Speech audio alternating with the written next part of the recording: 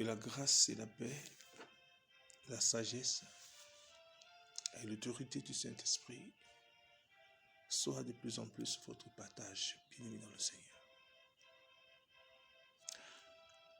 Nous allons, par la grâce du Saint-Esprit ce matin, nous attarder sur un point très important aujourd'hui, dont la plupart des assemblées en souffrent, dont la plupart de ceux qui adhèrent à la foi ne comprennent pas sincèrement ce qu'il faut faire. Beaucoup parmi nous aujourd'hui, des jeunes, des nouveaux convertis, des jeunes étudiants, la parole se livre à beaucoup de rébellion, de révolte, alléluia, et d'indiscipline au sein de nos soi-disant assemblées des disciples. Amen, bien-aimés dans le Seigneur, ce matin, nous parlerons par la grâce du Père du disciple dans le disciple-là. Le disciple dans le disciple-là. Et nous allons utiliser la vie de David, l'appel de David, la formation de David avant le trône de David. Et même dans ce trône, la marche de David comme un disciple. Alléluia. Nous parlerons ce matin du disciple-là de David. Mais avant toute chose, bien aimé, il disait que nous puissions recommander au Seigneur. Recommandons nos cœurs au Seigneur. Seigneur, nous voulons te recommander nos cœurs. Oui, Seigneur, nous voulons te recommander nos cœurs, afin qu'elles soient disposées à mieux t'écouter, car nous voulons encore apprendre. Oui, Seigneur, nous voulons avoir de toi les oreilles d'un disciple. Oui, Seigneur. Oui, avec les oreilles du disciple, Seigneur, nous allons comprendre parfaitement c'est quoi ton idée et ta pensée derrière le disciple-là. Beaucoup de désordre dans nos assemblées, Seigneur. Beaucoup de précipitations dans nos assemblées. Beaucoup de révoltes dans nos assemblées. Ceci est le manque de disciples-là dans la vie de ceux qui sont appelés disciples. Ceci est la preuve que la plupart parmi eux n'ont jamais été disciples de Christ. Car Roi de gloire, l'Écriture nous enseigne que Roi de gloire, Seigneur Père, tous ceux qui ont marché avec toi ont d'abord été tes disciples. Alors viens nous instruire ce matin. Viens nous accorder l'instruction ce matin. Car la vie de David, Seigneur Père, Roi de gloire, le disciple-là, Seigneur Père, dans la vie de David, sera un enseignement pour plusieurs. Nous voulons que les écailles tombent de nos yeux. Nous voulons que la rébellion quitte notre âme, notre esprit. Nous voulons, Seigneur Père, désormais que la rébellion quitte nos membres. Nous voulons être des disciples. Oui, des disciples accomplis. Oui, ceux qui connaissent au Seigneur le Père, ceux qui connaissent le Fils, ceux qui se soumettent au Maître, mon Dieu mort, et à sa volonté. Alléluia. Amen. Déjà d'entrée, dans la foi, avant toute chose, nous allons définir le mot disciple en grec. Disciple en grec est issu du mot mathetes. Mathetes, qui signifie un étudiant, un élève, un disciple. Amen. Et mathetes aussi est tiré de l'expression mantano. Mantano qui veut dire apprendre, être enseigné. Alléluia. Donc nous comprenons que un disciple est un étudiant. Un disciple est un élève. Amen. Un élève qu'on instruit dans une certaine discipline. Je veux dire que dans le monde, vous allez voir que nous avons plusieurs maîtres. C'est-à-dire même ceux qui nous enseignent à l'école. Pour être de bons élèves, nous avons besoin d'abord d'être deux fois des disciples. Quand on devient disciple, ça veut dire que on devient étudiant. Un élève, d'abord, est un disciple. Parce que l'élève a devant lui, ça c'est selon le monde, un maître. Un maître qui doit l'instruire. Tout enfant qui a un professeur devant lui et qui le méprise, l'insulte, même si cet enfant est intelligent comment, il est difficile qu'il soit le meilleur élève de ce professeur. Parce que la discipline et l'éducation vont ensemble. Amen. La discipline et la communication du savoir aussi vont ensemble. Et c'est pourquoi, dans la foi, le Saint-Esprit, le Seigneur, dira à ses disciples, d'abord à ses disciples à lui, dans Matthieu 28, 18, je crois, il dit, à le faire. Matthieu 18, 23, prenons Matthieu 28, Matthieu 28, 18. Matthieu 28, 18.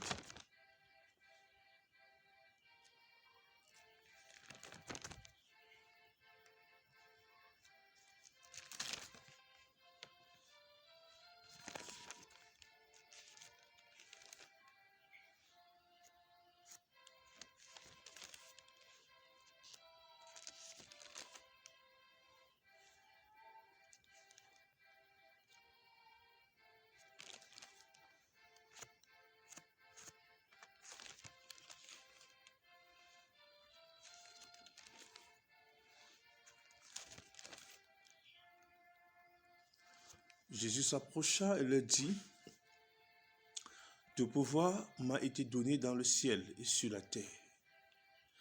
Allez donc, faites de toutes les nations des disciples. » C'est la recommandation du Seigneur. Amen. Donc, allez faire de toutes les nations des étudiants, des élèves, amen, à la doctrine de Christ. Des étudiants, des élèves à la vie de Christ. Des étudiants, des élèves à la marche de Christ. À le fait des nations, des disciples. Dans l'expression ici, en grec, c'est mathetes, amen, qui est issue, amen, de d'autres expressions, mantano, amen. Donc, apprendre, être enseigné. Donc, un disciple, c'est quelqu'un qui va se laisser enseigner, c'est quelqu'un qui va apprendre, amen, au pied de quelqu'un. Ça, c'est très important. Alléluia. Donc, le Seigneur donne une recommandation ici à 11 disciples d'aller faire les nations, les disciples. Donc, eux-mêmes étant des disciples, amen, du Seigneur Jésus, ils vont aussi faire d'autres disciples. On comprend que là, lorsque le Seigneur leur donne l'ordre des missions, en tant que disciples, ces individus, amen, ont été dans le passé, amen, pendant qu'ils ont été avec le Seigneur, instruits aux disciples là. Alléluia. C'est très important. Ils ont été instruit aux disciples. Que le Seigneur nous accorde de sa grâce, mais bien dans le Seigneur ce matin. Il y a des choses que nous devons comprendre. C'est pourquoi on se rend compte que lorsque le Seigneur est baptisé, amen, dans la suite de Matthieu 4 en montant, l'Écriture nous présente comment le Seigneur appelle les premiers disciples. Les premiers disciples. Et dans le rang des premiers disciples que le Seigneur rappelle, amen, souvenez-vous qu'il y a Pierre, il y a André, il y a Jacques, il y a Jean, et vous avez avec là-bas, amen, une multitude de disciples. Et parmi ces disciples qu'il appelle, alléluia, il choisira les 12. Les 12 seront choisis parmi les disciples comme étant appelés apôtres. Amen. Et nous avons ici dans Matthieu 28 les 11 parce que le 12e était allé à son lieu, boire au Saint-Esprit, selon Actes des Apôtres 1er. Donc nous comprenons que les Pierre ou les autres n'ont pas commencé par exercer d'abord le ministère, mais ils se sont d'abord soumis à ce qu'on appelle ici le disciple. Ils sont entrés dans la discipline du Seigneur Jésus. Et lorsqu'on parle du disciple, c'est là sous-tend que le Seigneur allait les construire. Le Seigneur allait les instruire. Le Seigneur allait les enseigner. Le Seigneur allait les briser. Alléluia. Le Seigneur allait les briser. Je prends l'exemple qui est avec vous pour vous faire comprendre comment le Seigneur allait les briser. Amen. Si vous prenez avec moi Matthieu 16.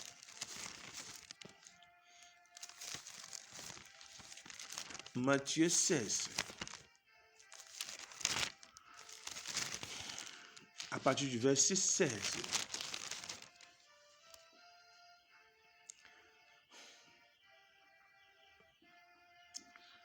Matthieu 16, à partir du verset 16.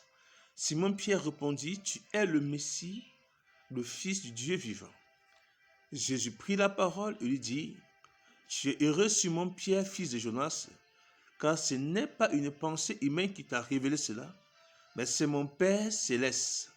Et moi, je te le dis que tu es Pierre, et que sur ce rocher, je construirai mon église, et les portes du séjour des morts ne l'emporteront pas sur elle. Je te donnerai les clés du royaume des cieux, et ce que tu liras sur la terre sera lié dans le ciel, et ce que tu délieras sur la terre sera délié dans le ciel. » Alors il ordonna aux disciples de ne dire à personne qu'il était le Messie. Donc on a un disciple parmi les disciples qui reçoit une révélation du Père que Jésus-Christ est le Messie, il est le Fils de Dieu. Amen. Dit Fils de Dieu, vous allez comprendre que en fait, il n'est que Dieu, amen, manifesté en chair. C'est cette révélation qui ne le donne pas par les hommes, mais par le Saint-Esprit, par l'Esprit de Dieu, par la pensée de Dieu.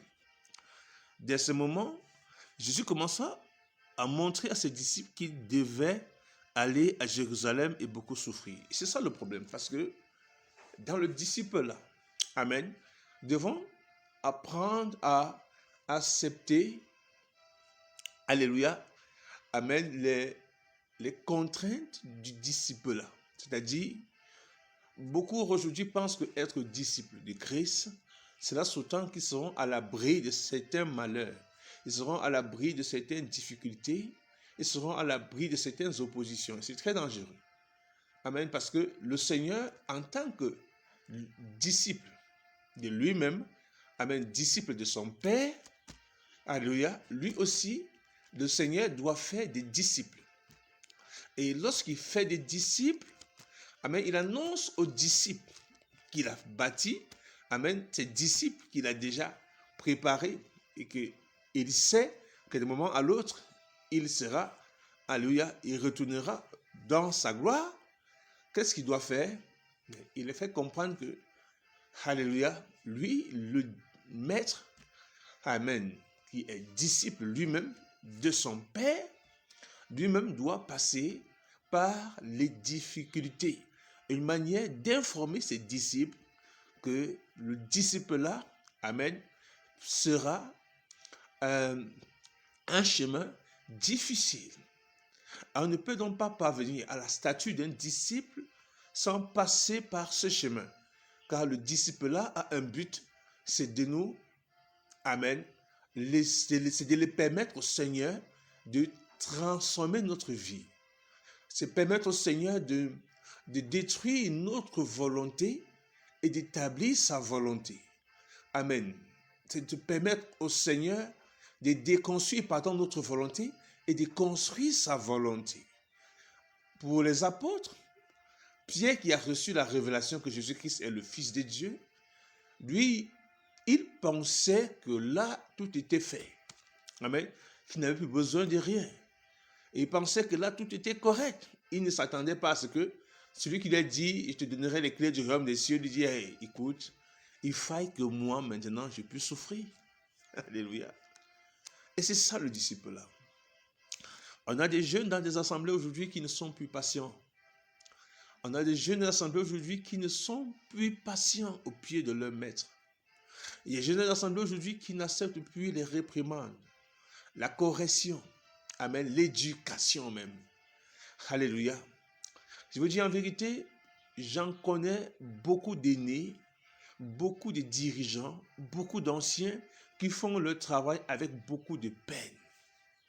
Parce qu'en vérité, nos assemblées aujourd'hui ne sont pas, amen, je vais dire, habitées des disciples. Mais nos assemblées aujourd'hui sont habitées des esprits rebelles. Des esprits rebelles, amen. Des esprits insoumis, je vous dis en vérité. Et comment de telles personnes peuvent prétendre être disciples de Christ? Alléluia. Comment de telles personnes peuvent prétendre être disciples de Christ? C'est ça la bonne question.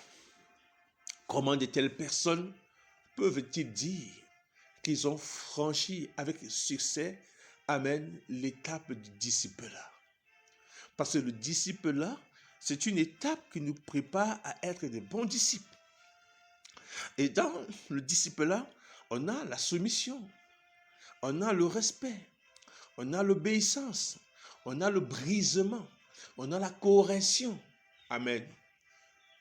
C'est dans le disciple-là. Voilà Pierre qui est appelé à de grandes responsabilités. Mais son brisement commence encore là. Amen. Et il doit d'abord être disciple. Ça veut dire disciple, c'est-à-dire qu'il est au pied des maîtres. Le maître, c'est Christ. Et eux-mêmes, demain, ils sont envoyés à faire des disciples. Donc, eux-mêmes aussi deviennent des maîtres avec petit m. Des maîtres avec petit m. Parce que le grand maître, c'est le Seigneur. Des maîtres avec petit m pour bâtir, pour faire des disciples. Ça veut dire que c'est bien aimé. Pierre, Jean et tous ces autres vaillants serviteurs de Dieu, apôtres, ont bel et bien été pétris comme disciples au pied du Seigneur. Ça veut dire qu'ils ont reçu une éducation, une discipline, une vision, une manière de voir la chose. Amen.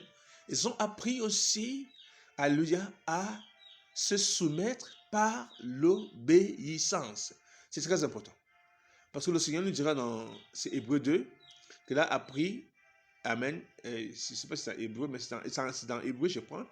Il dit, je ne sais pas si Hébreu 2 dit, qu'il a appris à l'obéissance par la souffrance.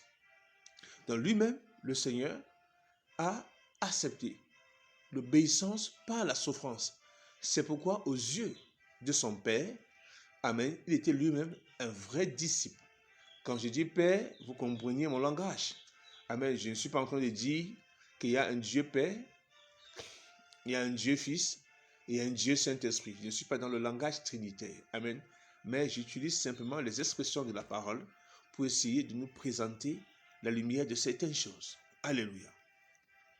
Alors, qu'est-ce qui se passera ici, bien-aimé? Dès ce moment, Jésus commença, au verset 21 de Matthieu 16, à montrer à ses disciples qu'il devait aller à Jérusalem et beaucoup souffrir de la part des anciens, des chefs, des prêtres et des spécialistes de la loi. Étant mis à mort et ressuscité le troisième jour, alors Pierre le prit à part et s'est mis à le reprendre. Vous voyez ici, le problème c'est que Pierre, qui est donc appelé aux disciples là, qu'est-ce qu'il fait? Alléluia. Il prend le Seigneur à part, il se met à le reprendre le Seigneur. Ça veut dire, Pierre fait le contraire, c'est-à-dire l'élève devient maintenant l'instructeur. Et c'est que nous vivons dans nos assemblées, on a plus d'élèves instructeurs. Amen. Et c'est très dangereux parce que je vous rends compte que la plupart des jeunes étudiants, amen, disciples que nous avons dans nos assemblées aujourd'hui, sont beaucoup plus des instructeurs. C'est-à-dire, vous allez vous rendre compte que au lieu de se laisser éduquer par le Seigneur, alléluia, beaucoup sont sortis même du contexte dans lequel le Seigneur les attend et les a appelés. Je prends des cas aujourd'hui avec des sœurs, je vois des sœurs aujourd'hui dans les réseaux sociaux, des jeunes femmes qui n'ont pas la capacité de diriger la maison, d'instruire leurs enfants, d'être soumises à leur mari. Mais ces jeunes femmes-là aujourd'hui veulent remplir le rôle, amen, des ministres de la parole. Ce sont elles qui passent leur temps en longueur de journée dans leur poste à publier des informations telles que il faut que l'évêque soit irrépréhensible. Il faut que l'évêque soit irrépréhensible, qu'il ne soit ni adonné à ceci, à cela ou à cela. Bien aimé, c'est vrai. Mais souvenez-vous que dans l'Écriture, cette parole est adressée à Tite, comme étant lui-même un ancien pour établir d'autres anciens. Amen. Pas quand je dis établir, c'est-à-dire reconnaître. Amen. Pour la reconnaissance des autres anciens. Donc vous voyez que cette responsabilité n'était pas donnée à une femme. Amen. Cette responsabilité n'est pas donnée à une sœur. Donc, nos sœurs aujourd'hui sont quittées cette position. Amen. Pour remplir d'autres rôles. Et c'est pourquoi aujourd'hui, on vous rend compte que Paul dira dans je pense, 1 Timothée 5, que ne reçoit pas d'accusation contre un ancien si ce n'est sur la déposition de deux ou trois témoins. Donc, Paul s'adresse ici à Timothée.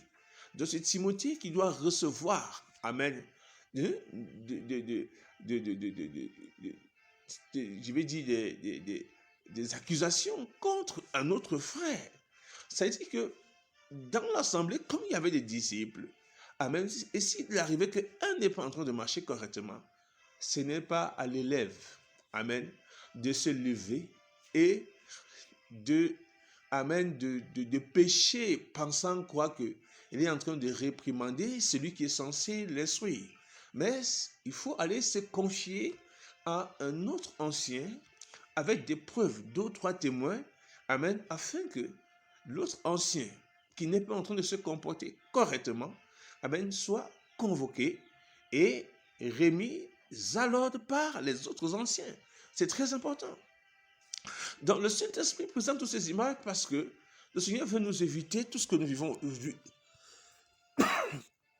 Alléluia. Le Seigneur veut nous éviter tout ce que nous vivons aujourd'hui.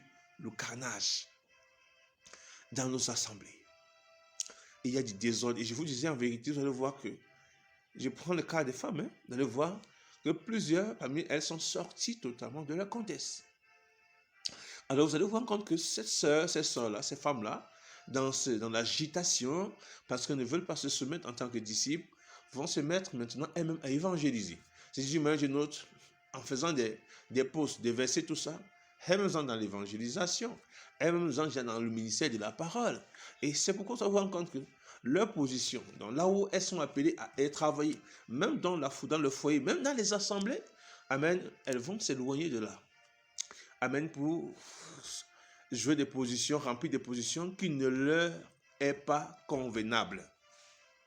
Et d'où naissent tout ce qu'on peut vivre aujourd'hui comme confusion, rébellion et désordre au sein des assemblées locales. Des jeunes frères, des jeunes disciples qui ne comprennent pas qu'à des moments donnés, Et un disciple, c'est quelqu'un qui accepte de mourir. C'est quelqu'un qui accepte de se plier totalement à la volonté de son maître. Mais ici, Pierre n'est pas en train de le faire. Pierre prend le Seigneur et se met à reprendre le Seigneur. Non, cela ne t'arrivera pas. Amen. Non, cela ne t'arrivera pas. Amen. Donc Pierre s'est mis à reprendre le Seigneur en disant que Dieu t'en garde, Seigneur, ça ne t'arrivera pas.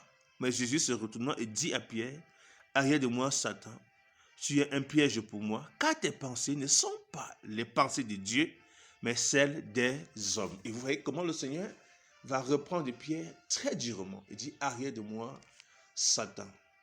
Dans nos assemblées aujourd'hui, alléluia, si un aîné reprend un jeune frère ou une jeune sœur avec cette expression dure, vous allez entendre devant, vous allez entendre derrière, il m'a insulté, il m'a méprisé, il m'a mal parlé, il y a de l'orgueil. Vous allez entendre ce type d'attitude-là. Vous allez entendre ces différentes formes d'attitude-là. Vous allez voir ça. Vous allez voir la chair bouillonnée. Pierre pêche. Il est repris, mais il garde le silence. C'est très important. Pierre pêche, il est repris, mais il garde le silence. Parce que, en tant que disciple, bien qu'il se détourne un peu, bien qu'il a voulu s'en détourner un peu, mais il est repris par son maître et il comprend également quelle est la place du disciple. Amen. Il comprend qu'en tant que disciple, il doit se soumettre à la volonté de son maître. Amen. C'est en se soumettant qu'il sera un vase utile pour son maître. Est-ce que vous comprenez ça? C'est pourquoi les grosses responsabilités qui lui ont été déléguées par le Seigneur, Pierre devait l'assumer en tant que d'abord disciple du Seigneur. En tant que d'abord disciple du Seigneur Jésus-Christ de Nazareth. Et c'est très important. Bénis le Seigneur. Alléluia. Alors vous voyez, le Seigneur dit, arrête de moi, Satan. Un père de famille comme Pierre. Amen. Marié, avec des enfants. Et il était plus âgé que le Seigneur. Peut-être son père même. Hein? Mais on dit, arrête de moi, Satan. Mais quelqu'un qui a tout quitté pour le suivre, qui a abandonné son travail, sa maison, tout ça, pour suivre le Seigneur. Un disciple. Amen. Déjà, vous voyez, comprenez que nous, aujourd'hui, on n'a même pas encore commencé à renoncer à nous-mêmes pour suivre le Seigneur. Comment allons-nous pouvoir renoncer, alléluia, à certaines petites difficultés pour avancer avec le Seigneur? Parce que nous, aujourd'hui, on n'a pas encore commencé à renoncer à notre orgueil, à nos égos. Amen. On n'a pas encore commencé à renoncer à tout ça. Et voilà pourquoi aujourd'hui, dans nos assemblées, on a de la peine à avoir des disciples. Amen. On a de la peine à avoir des disciples. Et c'est très important. Et c'est très dangereux, pardon, je vous l'ai dit. C'est très dangereux, c'est pourquoi nous sommes en train de faire ces enseignements. Parce que vous allez vous rendre compte qu'à Jérusalem, partant de la naissance de l'Église, amen, jusqu'à la persécution, la plupart des bien-aimés qui étaient dans les assemblées étaient des disciples. Certains ont fait 14 ans au pied des apôtres, amen, dans l'enseignement, avant d'être utilisés par le Saint-Esprit. Ils ont d'abord franchi l'étape de disciple. Ils sont d'abord passés par ce qu'on appelle le disciple-là, amen, afin d'être des bons disciples et de pouvoir être appelés à certaines responsabilités. Quand nous mettons de côté le disciple-là, quand nous mettons de côté la vie des disciples, amen, nous ne serons pas des bons serviteurs. Nous ne serons pas des bons serviteurs. Amen. Paul avait été éduqué au pied de Gamaliel. Et même quand Paul est appelé, le Seigneur le retire pour 14 ans en Arabie. Qu'est-ce que Paul va faire en Arabie? Il est chez qui en Arabie? Qu'est-ce que le Seigneur fait dans la vie de Paul pendant 14 ans en Arabie? Amen. Parce que Pierre et les autres ont été bâtis là. Amen. Transformés là. Et le Seigneur pouvait dire à Pierre, arrête de moi, Satan. Et il y a l'expression que le Seigneur utilise, arrière de moi. Donc il appelle Pierre Satan. Amen. Mais frère, c'est choquant. Sœur, c'est choquant. Ça fait mal. Amen. C'est dur. Mais qu'est-ce que fait le disciple? Alléluia. Faisons beaucoup attention. Le Seigneur pour nous éduquer. pour nous préparer, amen, au disciple-là, pour nous préparer même dans le disciple-là, pour nous préparer à être des véritables disciples, amen, va nous briser, alléluia, de toutes les méthodes qu'il pourra et qu'il voudra utiliser pour nous briser. Alléluia. Il y a certains et certaines aujourd'hui qui sont formés, à même préparés à cela, tout en étant éduqués par leur mari. C'est-à-dire le mari est dur de caractère, le mari est nerveux. Mais le Seigneur dit à la femme, gagne le cœur de ton mari sans parole. Il y a des bien-aimés qui sont éduqués au disciple-là, où, comme le Seigneur a dit à Pierre, arrête de moi Satan, mais Pierre n'a pas dit, je quitte, je vais chez moi, parce que tu m'appelles Satan. Il est resté dans la discipline. Et c'est ça qui manque aujourd'hui à l'église. Nous avons aujourd'hui dans nos assemblées trop d'agitation. Trop d'agitation. Dans nos assemblées aujourd'hui, nous avons dans nos assemblées aujourd'hui trop d'agitation. Oui, je vous dis en vérité. Trop d'agitation. Et cela n'est pas correct, cela n'est pas normal. Trop d'agitation. Alléluia, peuple de Dieu. Et c'est très important de le comprendre. Dans l'ensemble, nous avons trop d'agitation, trop de tohu-bohu, trop de désordre, trop de confusion. Alléluia. À peine on vient de croire, on n'est même pas encore entré dans l'étape du disciple-là pour être un bon disciple. Mais déjà, on veut prêcher, on veut annoncer. Déjà, vraiment, c'est terrible. Des fois, on ne comprend pas que les aînés qu'on a devant nous sont des hommes que le Seigneur a pétris, a transformés, a pris le temps de travailler. Bien que nous pouvons encore avoir de l'imperfection dans certains, parce que la perfection même, c'est Christ lui-même. Je ne dis pas, je n'encourage pas des prédicateurs qui vivent dans les désordres, qui vivent dans la débauche, dans certaines formes de vie, mais je dis que dans la vie de certains aînés, prédicateurs et enseignants, il peut encore avoir des difficultés. Il peut encore avoir des faiblesses. Amen. Sinon, quand le Seigneur appelle Moïse, alléluia, souvenez-vous que sur le même chemin, quand Moïse va en Égypte, le Seigneur veut le faire mourir. Parce que lui qui va prôner la circoncision n'a même pas circoncis son propre fils et c'est son épouse Séphora qui le fera, épouse de sang, qui va circoncire. Amen, vous comprenez ça? Et le même Seigneur va permettre à Moïse de prendre une seconde femme, une Éthiopienne. Souvenez-vous ce qui s'est passé à côté. Le murmure d'Aaron et de Myriam. Le Seigneur va les sanctionner très sévèrement. Parce que ça, c'était déjà une opposition, amen, aux disciples là. Moïse, peu importe ses faiblesses, était un disciple formé par le Seigneur. Le Seigneur connaissait quelle était l'église de Moïse. Le Seigneur savait qui était Moïse. C'est quoi il disait, le Seigneur pouvait dire, il n'y a pas d'homme plus humble sur la terre que Moïse. Mais certains sont assis aux côtés de Moïse, au lieu de recevoir l'instruction de la part du Père, amen, ce sont au moment donné, ont voulu se faire passer pour des juges sur Moïse.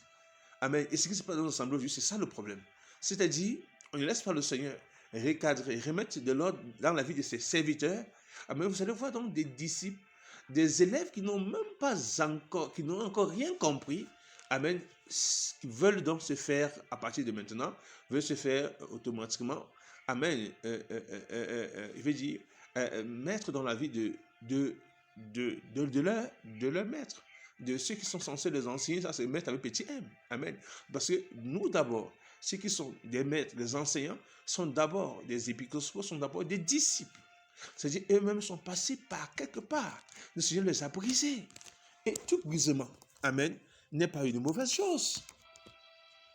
C'est pourquoi le cas de David, amen, je ne chercherai pas à me balader dans les Écritures là, ce matin avec vous, mais le cas de David, quand vous prenez 1 Samuel, je pense, entre 1 Samuel 16 et 17 là-bas, vous allez vous rendre compte que David est ouin. David est ouin comme roi. Amen. David est un comme roi, et je me rends compte que, à un moment donné, par le prophète Samuel, et à un moment donné, David est affecté, affecté auprès du roi Saül. C'est-à-dire, quand il va vers le roi Saül, vous savez comment il allait vers le roi Saül. Amen, face au défi qu'il y avait entre Goliath et le peuple d'Israël. Et à partir de ce jour-là, il est au service du roi Saül. Mais souvenez-vous que David a passé presque 14 ans, je vais dire presque 13 ans, amen, avant sa royauté. Il a été pourchassé par son maître qui l'a servi avec justice, avec vérité, avec honneur, Saül. Amen. Les 13 années de David ont été un grand calvaire. Mais souvenez-vous de ce que David a dit. À 2 reprises, le Seigneur lui a donné le pouvoir d'avoir le dessus sur Saül. Il a dit non, je ne lèverai pas ma main contre loin de l'Éternel.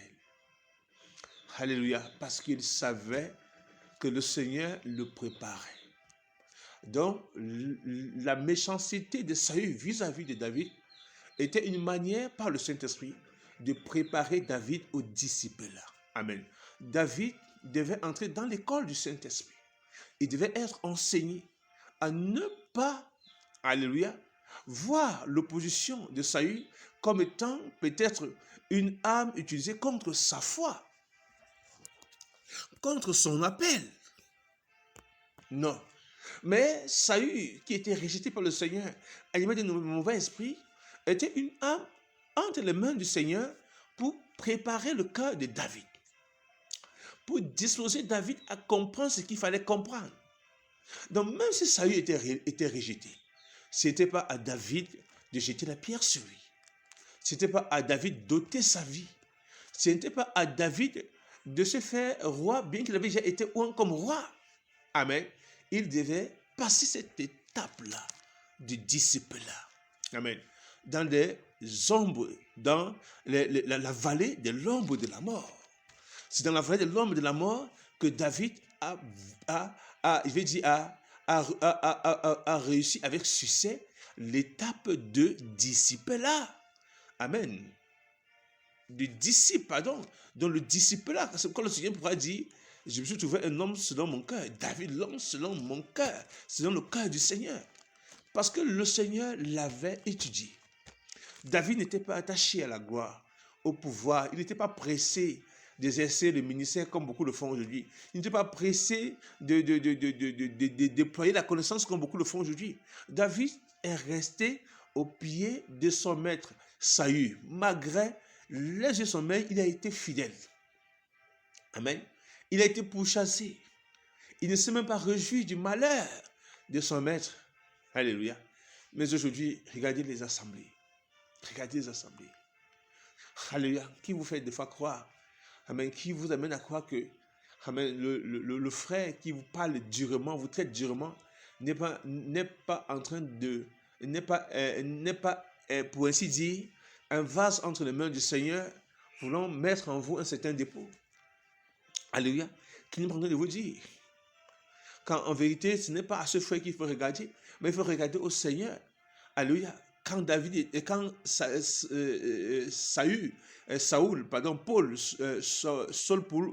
Poulouche était au pied de Gamaliel, pensez-vous que ça a été facile?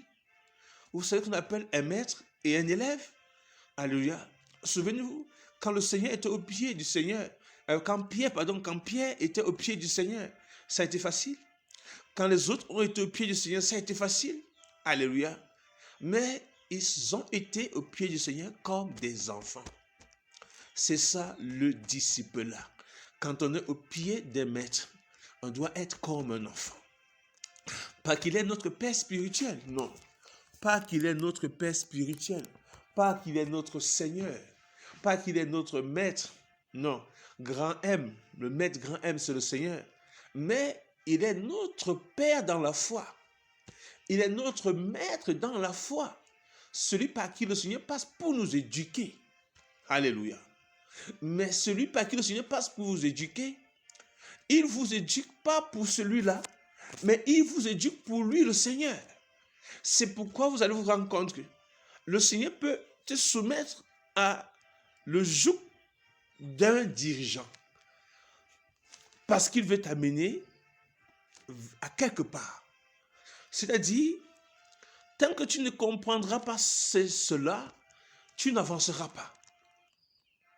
Mais au lieu de regarder à ce que peut-être ce dirigeant est violent, ce dirigeant est colérique, je n'encourage pas des dirigeants à être violents, ni à être colériques, non. Ce dirigeant est dur de caractère. Le caractère n'est pas un péché. Le caractère est une nature de personne. Amen. Ce dirigeant est dur de caractère. Cela ne te poussera pas, alléluia, à te révolter. Non. Si tu regardes à ce dirigeant, tu pécheras. Mais si tu regardes au Seigneur, mais oui, tu te rendras compte que ce que fait ce dirigeant, c'est le Seigneur qui l'ordonne de le faire dans ta vie. Et tu pourras prier donc pour ce dirigeant. Amen. Nos assemblées donc sont devenues des assemblées, des salles de ping-pong. Alléluia. Des salles de ping-pong. Et surtout dans ce qu'on appelle aujourd'hui la sainte doctrine, où certains ont cru que le fait d'être frère, soutenant que le Seigneur a mis de côté tous les éléments, d'ordre établis dans son assemblée. C'est comme si les assemblées sont devenues des lieux de désordre, des lieux de désordre, amen, des lieux de désordre, où il n'y a plus de discipline. On ne parlera plus d'un aîné, on ne parlera plus de respect par rapport aux aînés, par rapport à ceux qui sont dans la prédication, parce que tous on se dit, nous sommes frères. Oui, nous sommes frères, mais tous ne sont pas appelés à la responsabilité. Amen. Ministérielle. Nous sommes frères, tous ne sont pas appelés à ceci ou à cela. Nous sommes frères, chacun a sa responsabilité. Amen. Nous sommes frères, chacun a son rôle. Alléluia. Tu es la brebis. Amen. Laisse-toi enseigner. Laisse-toi éduquer. Parce que celui qui est devant toi, un jour, ne sera plus là. Le Seigneur continuera par toi.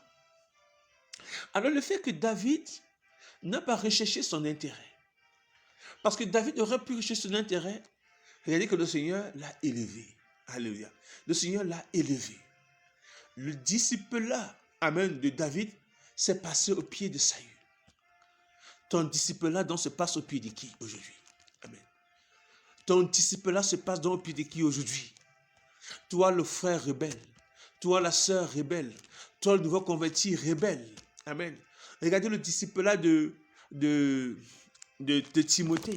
Prenons Actes des Apôtres 16 pour m'arrêter là ce matin, parce que nous en reviendrons par la grâce et le concours du Saint-Esprit. Prenons un peu Actes des Apôtres 16. Je parlerai du disciple-là de Timothée. Amen. Il dit, il se rendit ensuite à Deb à Lys. Il y avait là un disciple, encadrez bien, il y avait là un disciple appelé Timothée, fils d'une femme juive, croyante et d'un père grec. Les frères de Lys et d'Icône rendaient un bon témoignage de lui. Vous entendez ça?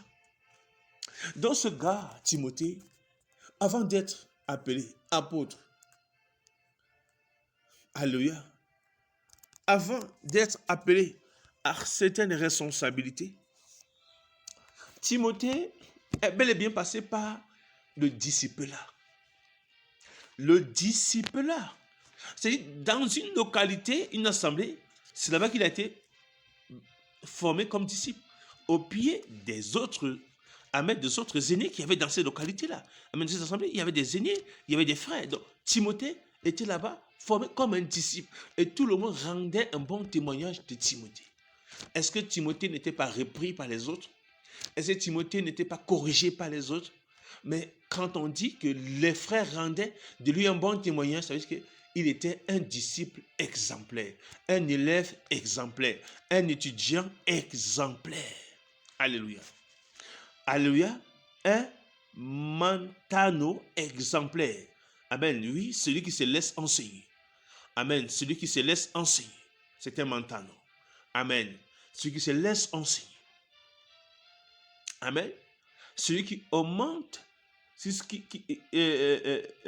qui laisse accroître sa connaissance. Il laisse augmenter son savoir. celui qui se laisse informer, amen, de celui qui veut suivre, celui qui entend et apprend, amen, par usage et pratique. Donc on peut comprendre ici que Timothée est une expression correcte du disciple-là. Il n'est pas dit que Timothée a cherché à s'enorgueillir, a cherché à dire non. Souvenez-vous combien d'années Timothée a fait là-bas comme disciple, je ne sais pas. Amen, je ne sais pas. Mais ce que je sais, c'est que parmi nous ici aujourd'hui, plusieurs n'acceptent plus, amen, entrer par le disciple-là. Beaucoup n'acceptent plus. Et c'est là encore une gangrène contre l'Église. Il faut dire la vérité. C'est encore là une gangrène contre l'Église. Combien d'années, alléluia, Étienne, Philippe ont passé comme, je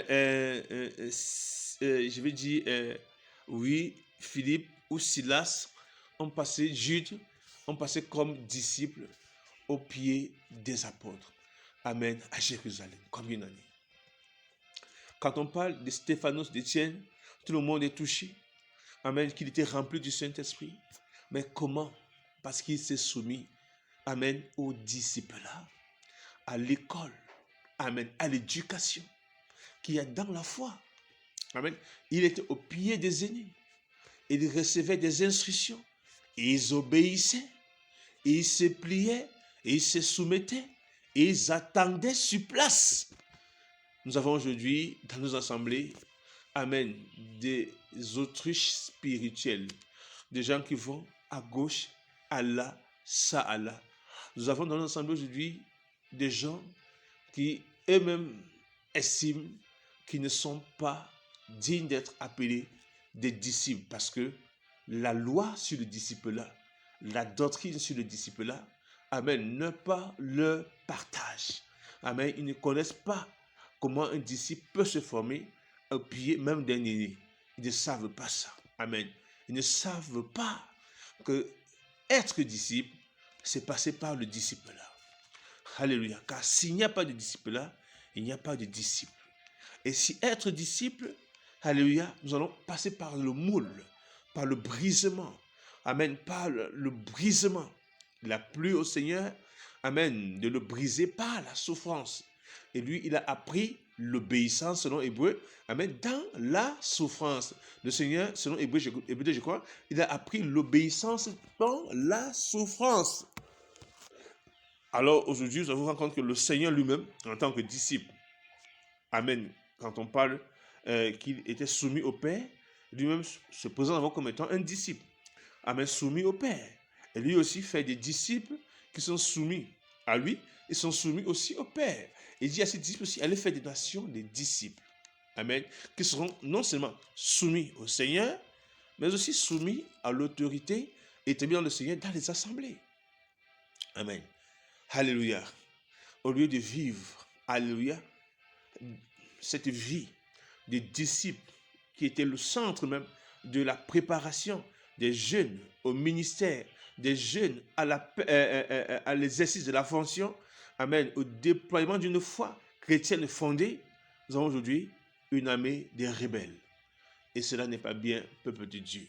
Alors, c'était pour ce matin, alléluia, par la grâce du Saint-Esprit,